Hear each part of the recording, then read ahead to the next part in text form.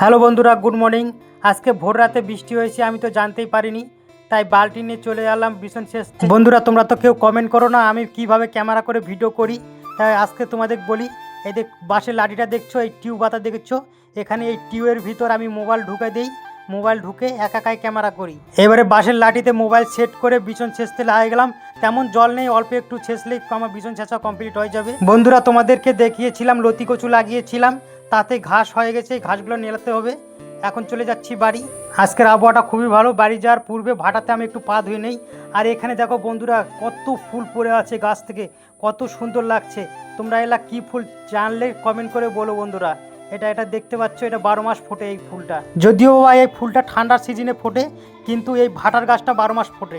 এরপর বাড়িতে চলে আসলাম। আমগুলো দেখো, আমগুলো অনেকটাই পচে গেছে, কারণ গাছ থেকে পাড়া হয়েছে, ডাইরেক্ট মাটিতে পড়েছে, তাই জন্য পচে গেছে। আর কয়েকটা আম ভালো আছে, তাই ভালো দেখে আম কয়েকটা নিয়ে নিলাম খাওয়ার জন্য।